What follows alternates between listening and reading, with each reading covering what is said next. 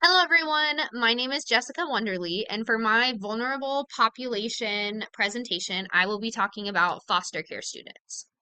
After going through the material this week, I realized that there was a lot of information that I didn't necessarily know about and that a lot of people should be aware of. Like children in foster homes move around multiple times, and children placed in foster cares are often placed in a new school because when you're moving to a completely new home, it could be a new district, a new county away. So you're having to in a sense, start completely over.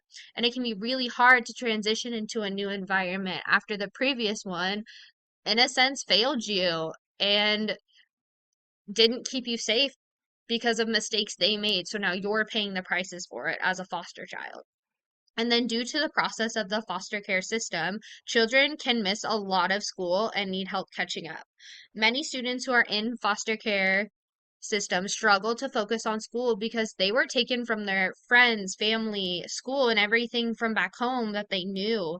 And on top of that, they're dealing with abuse or neglect that they experienced from their home life. And now to navigate that with their mental health can just be a lot and very overwhelming. And when it comes to the foster care system, you need to understand child welfare. Once a child is decided to be placed into foster care, a judge grants legal custody to the child welfare agency, and the family is assigned a caseworker who is responsible for developing a case plan. And that comes from the National Center of Mental Health Promotion and Youth Violence Prevention. In this case, in many cases, the plan is not to ultimately separate a family. They want to bring them together through helping the child get all the support they need, like physical, mental therapy, as well as supporting where they may need in school. This is also what they do with parents. So parents also go through the whole process so they can ultimately be together in the end.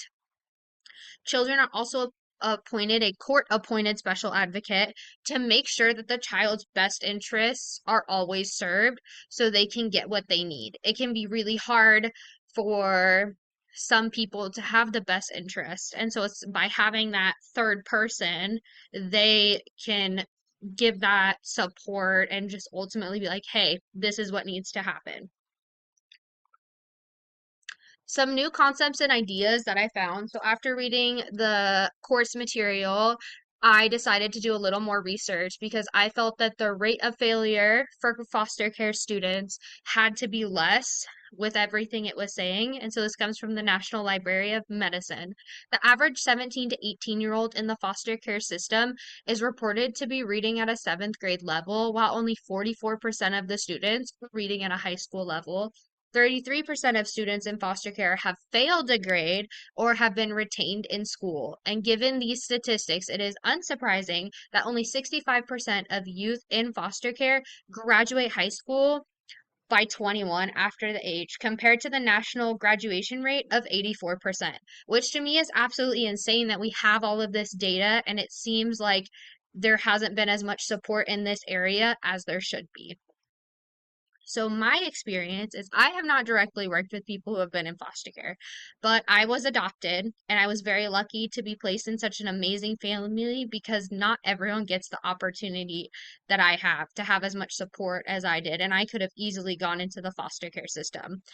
And my parents, though, growing up, fostered my cousins for an entire year while I was in the fifth grade. And I saw the struggle they went through, that my cousins went through, constantly missing school, work to go to therapy, the doctor, and social work appointments. So after watching my three cousins struggle so much, I think a good resource that could have helped them and many other foster care students is built-in tutoring. Having someone come in and work with them weekly, going through all of their subjects so they can be on track to be successful. My cousins were constantly being pulled out of classrooms and they were in a new environment. So I know for a fact it was super hard for them to ask for help because these aren't the teachers they grew up with. It's a bunch of strangers. So by having someone come in, they can see regularly. They get the comfort and they'll help them get through class. And with this support, it is one less thing that they had to think about and what others have to think about ultimately to cross that graduation stage. And these are my resources. Thank you so much.